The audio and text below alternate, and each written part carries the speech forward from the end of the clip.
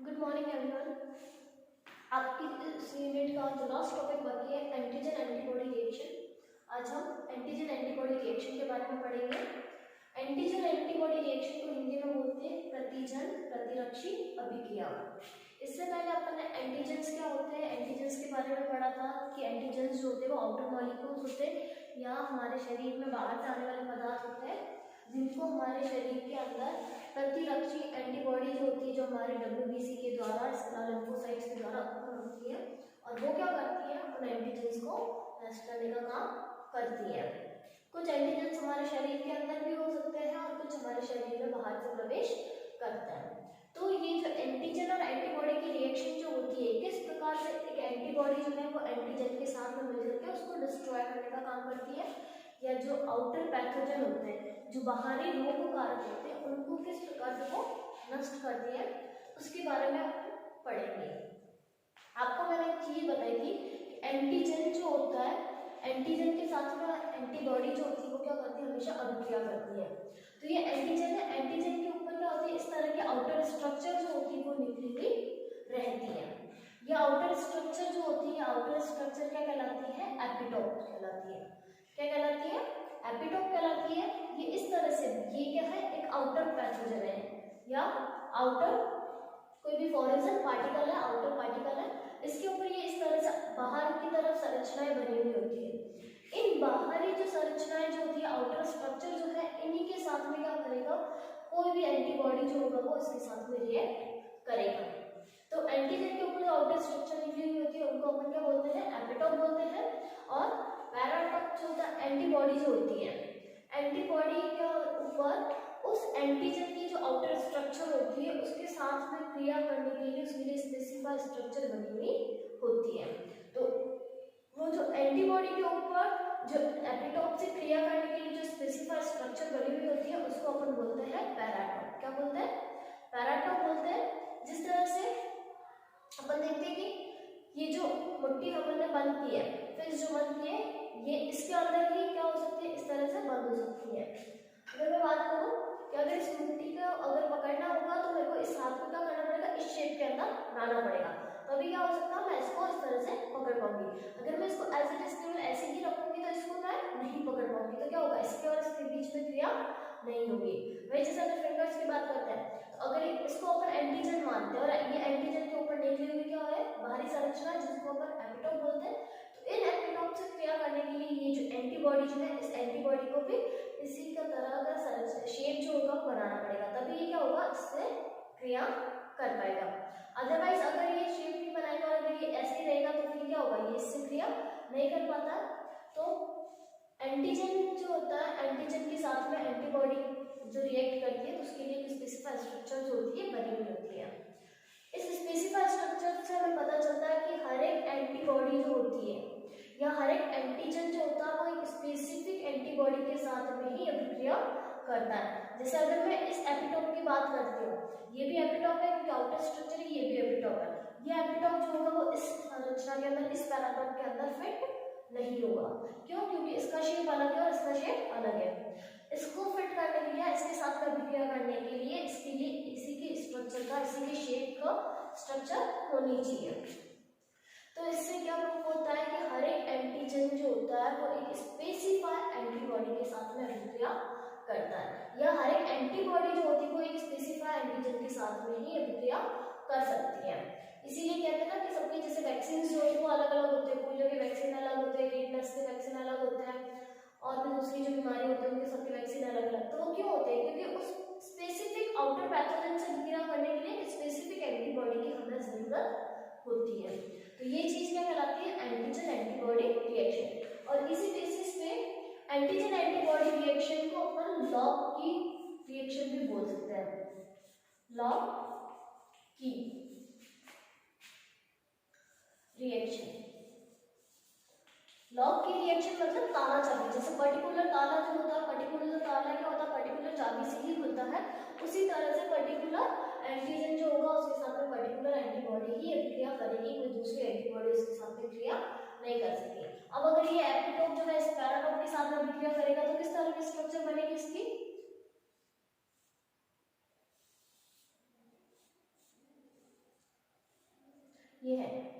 Antibody जो होगी वो इस तरह से इसके साथ में क्रिया करेगी।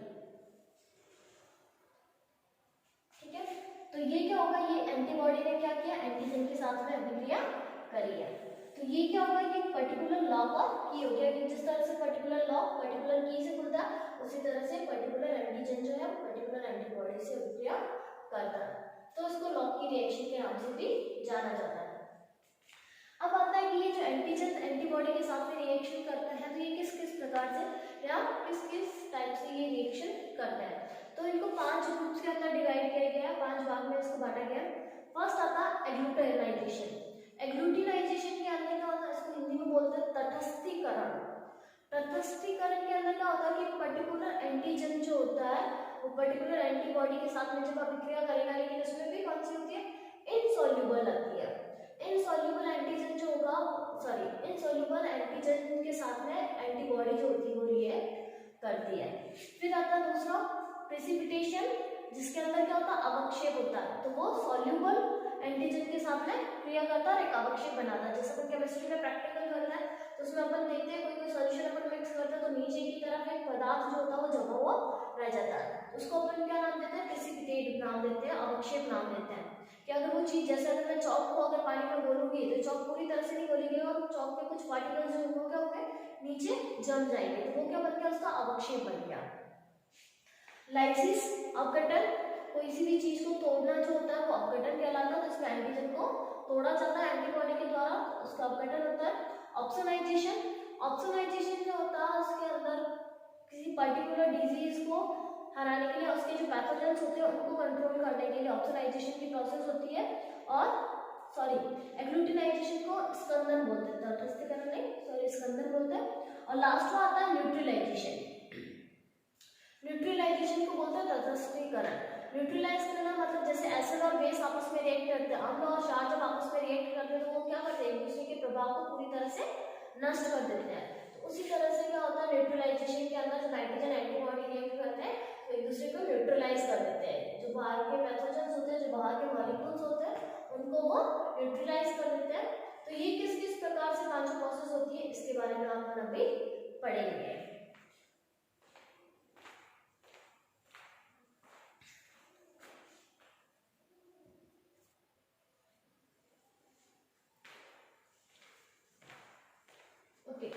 तो हमने तो देखा था कि एंटीजन एंटीबॉडी रिएक्शन के जो 5 हमने टाइप्स देखे थे, उसमें फर्स्ट टाइप आता है एग्लूटिनाइजेशन। एग्लूटिनाइजेशन को हम हिंदी में क्या बोलते हैं, स्कंदन बोलते हैं। स्कंदन के अंदर क्या होता है कि ये जो एंटीबॉडी होती है, ये एंटीबॉडी किसी इनसॉल्युबल पार्टिकल के साथ में रिएक्ट करती है। किसके साथ में, अघुलनशील कणिका के साथ में रिएक्ट करेगी। किसके साथ में क्रिया करेगी, अघुलनशील कणिका जो होगी, कणिका मतलब पार्टिकल्स, इनसॉल्युबल पार्टिकल के साथ में एंटीबॉडी जो होती है वो एंटीजन के साथ में रिएक्ट करती है। मतलब कि जब एंटीबॉडी किसी एंटीजन के साथ में क्रिया करेगी तो वो एंटीजन जो होगा वो उसके अंदर घुलेगा नहीं, ठीक है, और वो क्या हो जाएगा, स्कंदन करेगा। स्कंदन करेगा जैसे अगर अपन सिंपल से वे में एक एग्जांपल लेते हैं तो स्कंदन के अंदर हम क्या करते हैं, जैसे दूध होता है, दूध के अंदर अगर अपन नींबू डालेंगे तो वो दूध जो होगा वो क्या हो जाएगा, फट जाएगा। तो पानी पानी जो होगा वो अलग हो जाएगा और वो फट के नीचे जो कोगुलेट जो होगा वो एक अलग सब्सटेंस अपन को मिल जाता है, जो मेरे केक बनाने वगैरह में यूज होता है। तो नीचे की तरफ जो फटा फटा सा जो स्ट्रक्चर होता है वो क्या कहलाता है, स्कंदन कहलाता है। क्या कहलाता है, स्कंदन। कि उसमें से जो घुलने वाले पार्टिकल्स, सॉरी जो नहीं घुल रहे थे पार्टिकल्स, वो नीचे की तरफ शामिल हो जाता है। तो सेम चीज एंटीजन एंटीबॉडी रिएक्शन के अंदर आती है कि एंटीबॉडी जो होती है वो जो इनसॉल्युबल पार्टिकल्स होते हैं, अघुलनशील कणिकाएं जो होती है, उन अघुलनशील कणिकाओं के साथ में वो रिएक्ट करता है। तो और उससे जो सब्सटेंस या उससे जो रिएक्शन जो होती है, अभिक्रिया जो होती है, तो उसमें जो पदार्थ जो मिलता है वो पदार्थ कौन सा कहलाता है, स्कंदन प्रोसेस कहलाती है। इसका यूज अगर अपन देखते हैं तो अपन ब्लड ग्रुप जो होता है, इधर लिख देती हूं मैं, रक्त समूह जो होता है, रक्त समूह का पता लगाने के लिए किया जाता है।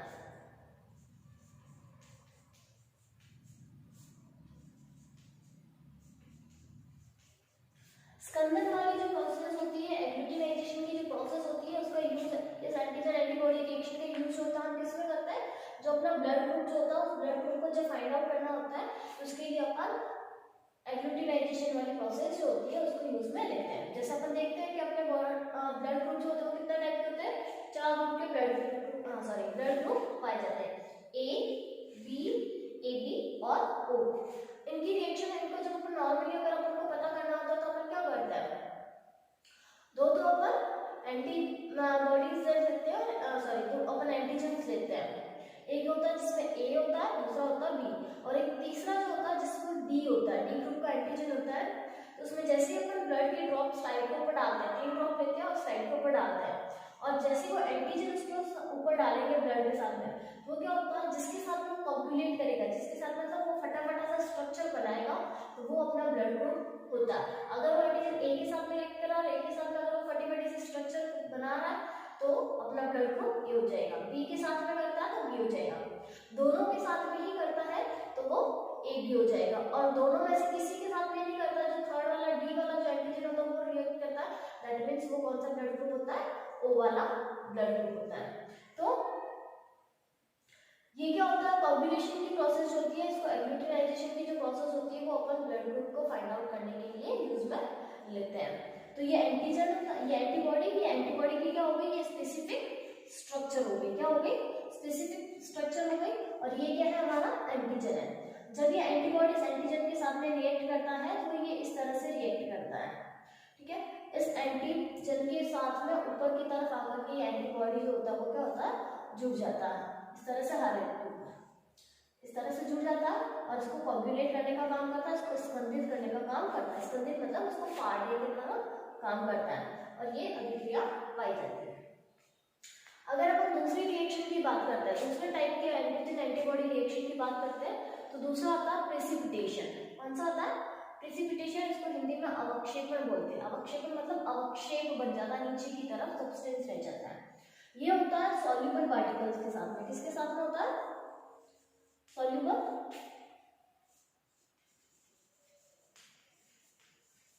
पार्टिकल्स के साथ में होता है। इसमें ये एंटीबॉडी हो गई, और ये क्या अपना एंटीजन। जब ये एंटीबॉडी जो होगी वो किसी घुलनशील कणिका के साथ में जब अभिक्रिया करेगी तो इस तरह की जालक संरचना बनाती है, जालक मतलब लैटिस स्ट्रक्चर बनाती है, पूरा का पूरा जाल। तो ये क्या, ये आगे से कंटिन्यूस स्ट्रक्चर बनती है, मतलब एक पूरा का पूरा जाल बन रहा है। तो ये जो जाल जो बनता है इसको अपन बोलते हैं प्रेसिपिटेट। क्या बोलते हैं, प्रेसिपिटेट बनना, ये अपना अवक्षेप बन रहा है। तो इस तरह की अभिक्रिया जो होती है ये एंटीजन एंटीबॉडी रिएक्शन में कौन से प्रकार की अभिक्रिया कहलाती है, प्रेसिपिटेट टाइप की एंटीजन एंटीबॉडी रिएक्शन कहलाती है। इसका यूज जो किया जाता है प्रेसिपिटेशन प्रोसेस का, जैसे अपन ने स्कंदन वाली जो प्रोसेस होती है एग्लूटिनाइजेशन का यूज अपन किस में करते हैं, ब्लड ग्रुप को फाइंड आउट करने के लिए करते हैं। उसी तरह से जो प्रेसिपिटेशन की प्रोसेस जो होती है उसको डिजीज को फाइंड आउट करने के लिए अपन यूज में लेते हैं, to find out disease.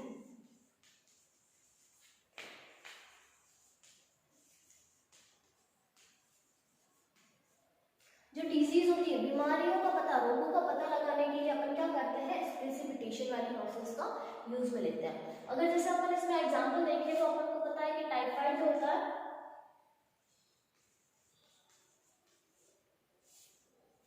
Typhoid जो होता है वो कौन से बैक्टीरिया से होता है, साल्मोनेला से होता है। किससे होता है,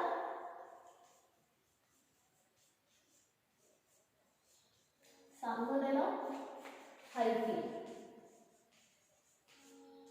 साल्मोनेला हाइफी एक बैक्टीरिया होता है, उससे कौन सी बीमारी होती है, टाइफाइड की बीमारी होती है, ठीक है। तो इससे इस टाइफाइड की बीमारी का इसका पता तो लगाना होता है, तो अपन क्या करते हैं कि ये जो साल्मोनेला बैक्टीरिया जो होगा, साल्मोनेला हाइफी जो होगा वो क्या करेगा, एंटीबॉडी के साथ में रिएक्ट करेगा और प्रेसिपिटेशन बनाएगा। तो उससे अपन को पता लगता है, जब अपन ब्लड टेस्ट करवाते हैं तो ब्लड टेस्ट के अंदर क्या करता है, ये जो बैक्टीरिया होता है वो जो एंटीबॉडी जो लगाई जाती है उस एंटीबॉडी के साथ में मिलकर के प्रेसिपिटेट बनाता है, तो उससे अपन को पता चलता है कि बॉडी में कौन सी डिजीज हो रही है। तो इस प्रेसिपिटेशन प्रोसेस का यूज किसके लिए किया जाता है, डिजीज का पता लगाने के लिए, रोगों का पता लगाने के लिए किया जाता है। तो ये दोनों प्रोसेस हो गई, कौन सी, एग्लूटिनाइजेशन हो गई और प्रेसिपिटेशन हो गई। अब थर्ड वाली अपन देखते हैं लाइसिस। थर्ड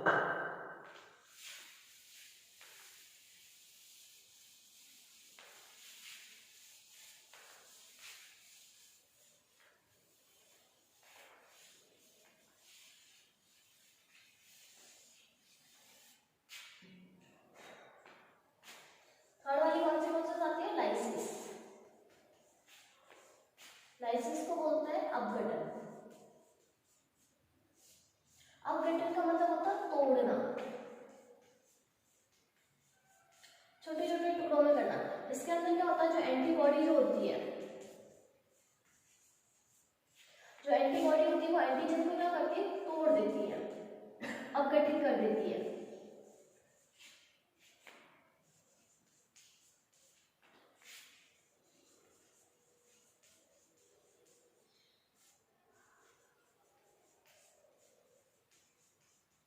और अपघटित कर देगी तो फिर क्या होगा? अपघटित कर देगी मतलब एंटीजन जो होगा वो एंटीजन क्या हो जाएगा? नष्ट हो जाएगा। क्या हो जाएगा? नष्ट हो जाएगा। अब कैसे नष्ट हो जाएगा? अगर जैसे मेरे पास ये चौक का एक पीस है, ठीक है, माना कि ये चौक का पीस जो है ये क्या है? एंटीजन है। अगर मैं इस चौक के पीस को इस डस्टर से अगर जमीन पे रख करके या टेबल पे रख करके इसको इससे मारूंगी, इस डस्टर से इसके ऊपर जोर जोर से अगर मारती हूँ तो ये क्या होगा? चौक जो होगी वो क्या हो जाएगी? चौक छोटे छोटे टुकड़ों के अंदर टूट जाएगी। जब ये छोटे छोटे टुकड़ों के अंदर टूट जाएगी तो फिर ये चौक जो होगी वो वापस काम में नहीं आ सकती। दैट मीन्स क्या हो गया? इसका अपघटन हो गया, ये टूट गई और ये टूट गई, दैट मीन्स ये खत्म हो गई, ये पूरी तरह से नष्ट हो जाती है। इसका पाउडर जो होता है उस पाउडर से मैं ना तो लिख सकती हूँ, कुछ नहीं कर सकती हूँ, और ना ही वो पाउडर जो होता है वो हानिकारक होता है या वो किसी यूज में आता है, वो आगे कुछ और काम कर सकता है। उस पाउडर से फिर से चौक नहीं बना सकती। तो बात वही आती है कि कोई भी एंटीजन जो है, जो हमारी बॉडी के अंदर बाहर से आ रहा है, एंटीबॉडी जो होगी वो एंटीबॉडी क्या करेगी? उस एंटीजन को छोटे छोटे से टुकड़ों के अंदर तोड़ देगी, छोटे छोटे पीसेस में उसको ब्रेक डाउन कर देगी। और जब उसको ब्रेक डाउन कर देगी तो वो पैथोजन जो होगा वो पैथोजन हानिकारक नहीं होगा। तो उस प्रोसेस को अपन क्या बोलते हैं? अपघटन। बात समझ में आ गई? अपघटन का मतलब क्या होता है? उसको अपघटित करना, उसको तोड़ना। अगर हम सिंपल एक और अगर एग्जांपल देखते हैं तो अपन देखते हैं कि ये डेड बॉडीज वगैरह जो होती है, जैसे कोई एनिमल मर जाता है तो उसकी डेड बॉडीज को फील्ड के अंदर छोड़ दिया जाता है। तो वहां पर क्या होता है? फील्ड के अंदर जब उसको छोड़ा जाता है तो उसके ऊपर बैक्टीरिया जो होते हैं वो अभिक्रिया करते हैं। वो बैक्टीरिया अभिक्रिया करके क्या करते हैं? उस जो बॉडी जो होती है डेड बॉडी, उसको धीरे धीरे अपघटित करने का काम करते हैं। और धीरे धीरे एक टाइम ऐसा आता है कि वो डेड बॉडी अपन को वहां नहीं दिखती है। तो क्यों नहीं दिखती है? क्योंकि वो क्या होगी? छोटे छोटे टुकड़ों में बैक्टीरिया उसको तोड़ देते हैं और वो छोटे छोटे टुकड़े जो होते हैं वो धीरे धीरे नष्ट हो जाते हैं, खत्म हो जाते हैं, वो वापस से बॉडी को नहीं बना सकते हैं। तो वो क्या कर दिया? बैक्टीरिया ने उनको अपघटित कर दिया और वो एनवायरमेंट से डेड बॉडी जो होती है वो पूरी तरह से क्लीन हो जाती है, केवल बोन्स जो होती है वो ही बची रहती है। तो वो सेम प्रोसेस अपनी बॉडी के अंदर भी होती है कि जैसे ही कोई बाहर से पैथोजन आया है, जैसे ही बाहर से कोई एंटीजन आया है, कोई पर्टिकुलर एंटीबॉडी उसके साथ में क्या करेगी? रिएक्ट करेगी। रिएक्ट कैसे करेगी? उसको साथ में रिएक्ट करके उसको छोटे छोटे टुकड़ों में तोड़ देगी। किसको तोड़ेगी? एंटीजन को। और वो एंटीजन जब छोटे छोटे टुकड़ों में टूट जाएगा तो उसके बाद में वो एंटीजन हमारे शरीर को किसी भी प्रकार से हानि नहीं पहुंचा सकता है। तो जब वो किसी भी तरह से हमारे शरीर को हानि नहीं पहुंचा सकता तो मतलब उसका प्रभाव खत्म हो गया और हमारा शरीर जो होता है वो रोग मुक्त हो जाता है। तो ये एंटीजन एंटीबॉडी की क्रिया कौन सा टाइप की होती है? लाइसिस टाइप की, अपघटन टाइप की होती है। फोर्थ आता है ऑप्सोनाइजेशन। फोर्थ कौन सी प्रोसेस आती है? ऑप्सोनाइजेशन।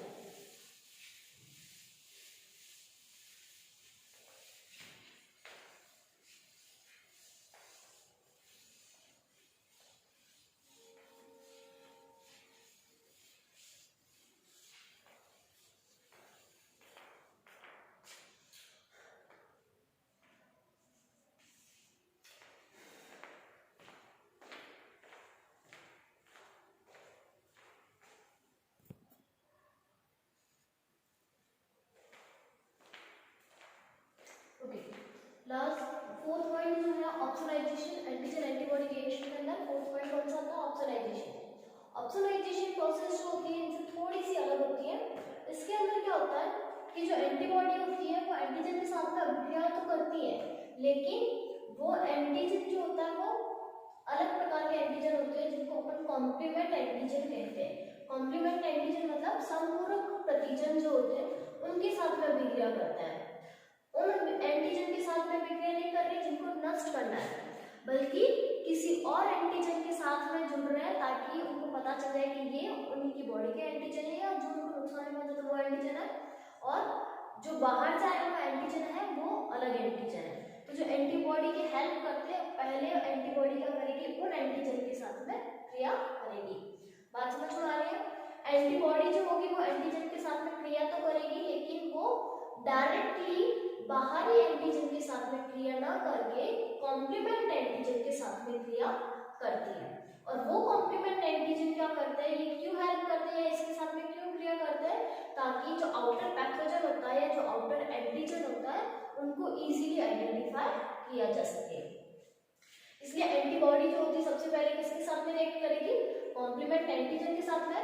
ये कॉम्प्लीमेंट एंटीजन किसमें हेल्प करते हैं, ये क्या करेंगे, बाहरी जो पैथोजन होगा, बाहरी जो रोग कारक होता है या आउटर पैथोजन जो होता है, आउटर एंटीजन, उसको इजीली आइडेंटिफाई कर सके। तो ये आउटर एंटीजन हो गया, आउटर पैथोजन होता है, इसको ये आइडेंटिफाई करते हैं और उसके बाद में ये इसके साथ में मिलकर के वापस से अभिक्रिया करते हैं। और फिर ये क्या करते हैं, फैगोसाइटोसिस प्रोसेस जो होती है, फैगोसाइटोसिस प्रोसेस मतलब जो भक्षकाणु की प्रोसेस होती है, जैसे अमीबा जो होता है वो अपना फूड कैसे लेता है, कि जैसे ये उसका फूड मटेरियल है, ठीक है। अमीबा की कोशिकाएं जो होती है वो उसमें क्या करेगी, सूडोपोडिया बनाएगी, सूडोपोडिया बना के वो मूव करती है और धीरे धीरे, जैसे ये अमीबा की कोशिका है, धीरे धीरे सूडोपोडिया बना करके फूड के चारों ओर एक कैविटी बना देती है और इस फूड को अपने अंदर ले लेती है। ये क्या क्या फूड को अपने अंदर ले लिया इन्होंने, पूरा एंगल्फ कर लिया। उसके बाद में इस फूड को क्या करेगी, धीरे धीरे खत्म कर देगी। तो सेम चीज जब एंटीजन जो होता है, सॉरी एंटीबॉडी जो होती है वो एंटीजन के साथ में क्रिया करता था, कॉम्प्लीमेंट एंटीजन के साथ में। वो कॉम्प्लीमेंट एंटीजन बाहरी जो रोग कारक होते हैं उनको पहचानने में उस एंटीबॉडी की हेल्प करते हैं, और उसके बाद में वो एंटीबॉडी क्या करती है, फैगोसाइटोसिस सेल के द्वारा या फैगोसाइटेटिक सेल के द्वारा उसको डिस्ट्रॉय करने का काम करती है। क्या करती है, इसको एंटीजन जो होता है, एंटीजन को क्या कर देती है, डिस्ट्रॉय कर देती है। क्या करती है, डिस्ट्रॉय कर देती है। और कौन सी प्रोसेस के द्वारा, फैगोसाइटेटिक प्रोसेस के द्वारा वो उसको डिस्ट्रॉय कर देती है। तो ये प्रोसेस जो होती है वो ऑप्सोनाइजेशन प्रोसेस कहलाती है। ये ऑप्सोनाइजेशन प्रोसेस किसमें यूज होती है, जैसे अपन को ना बहुत सारी डिजीज होती है, पोलियो हो गया, रुबेला हो गया, फीवर जब आ जाता है तो फीवर को ना खत्म करने के लिए जो अपन वैक्सीन लेते हैं या फिर जो अपन इंजेक्शन वगैरह लगाते हैं, तो उसमें वो एंटीबॉडी क्या करती है, पहले फीवर के जो पैथोजेंस होते हैं उनको पहले फाइंड आउट करती है, पोलियो के जो पैथोजेंस होते हैं उनको पहले फाइंड आउट करती है, और किसके साथ में मिलकर के करेगी, कॉम्प्लीमेंट एंटीजन के साथ में मिलकर के फाइंड आउट करती है, फिर उन एंटीजेंस को वो डिस्ट्रॉय करने का काम करती है। क्लियर। तो ये ऑप्सोनाइजेशन प्रोसेस हो गई। और ऑप्सोनाइजेशन प्रोसेस के बाद में लास्ट वाली जो प्रोसेस आती है एंटीजन एंटीबॉडी रिएक्शन की, वो कौन सी आती है, न्यूट्रलाइजेशन। न्यूट्रलाइजेशन मतलब तटस्थीकरण। इसमें क्या होगा, न्यूट्रलाइज मतलब एक दूसरे के इफेक्ट को न्यूट्रलाइज कर देना।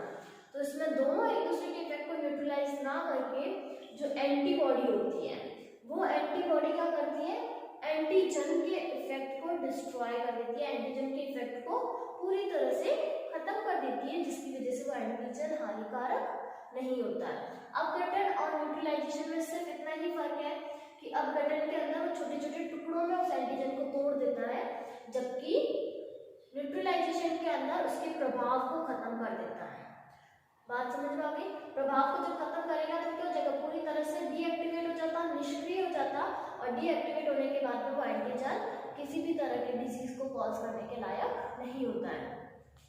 जैसे कि इसमें एंटीबॉडी जो होती है वो एंटीबॉडी क्या होती है, ये टॉक्सिक मॉलिक्यूल्स जो है वो क्या है, एंटीबॉडी है। क्या है, एंटीबॉडी है। और ये सेल जो है, ये सेल क्या है, एंटीजन। क्या है ये सेल, एंटीजन। तो ये टॉक्सिक मॉलिक्यूल्स क्या करेंगे, सेल के अंदर एंटर करेंगे, और इस सेल के अंदर जब एंटर हो जाते हैं उसके बाद में सेल को ये धीरे धीरे डैमेज कर लेते हैं या धीरे धीरे इसको डिस्ट्रॉय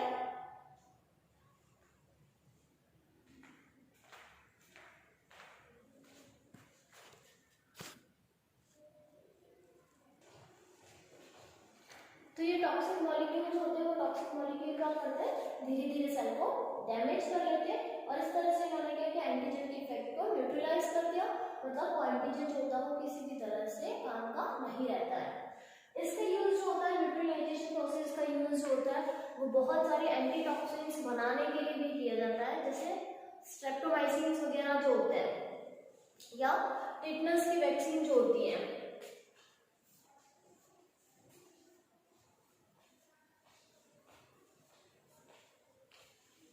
टिटनस की वैक्सीन जो होती है वो भी किस प्रोसेस के बेसिस पे बनाई जाती है, न्यूट्रलाइजेशन के बेसिस पे।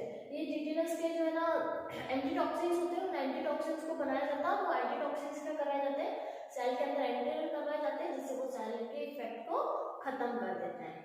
क्लियर? तो ये पांचों प्रोसेस होगी। अपन ने एंटीजन एंटीबॉडी रिएक्शन के देख लिया, इसका पीडीएफ में पहले ही सेंड कर चुकी हूँ, तो उसमें से नोट्स आप बना लेना, नहीं तो आप बोर्ड से भी वापस बना सकते हो नोट्स। और पीडीएफ आपको हर एक वीडियो का नहीं मिलेगा, इस वीडियो में बता देती हूँ मैं, पीडीएफ आपको हर वीडियो का नहीं मिलेगा, जो इम्पोर्टेंट होगा उसके पीडीएफ मिलेंगे। बाकी आपको नोट्स आपकी जो बोर्ड पे करवाया जाता है, जो भी डायग्राम्स वगैरह जो बनवाए जाते हैं, जो पॉइंट्स लिखे जाते हैं, वो आपको नोट डाउन करना है। क्लियर? तो आपकी ये जो फर्स्ट यूनिट है, फर्स्ट यूनिट कंप्लीट हो गई। इसमें नेक्स्ट वीडियो में अपन सेकेंड यूनिट का न्यू टॉपिक स्टार्ट करेंगे।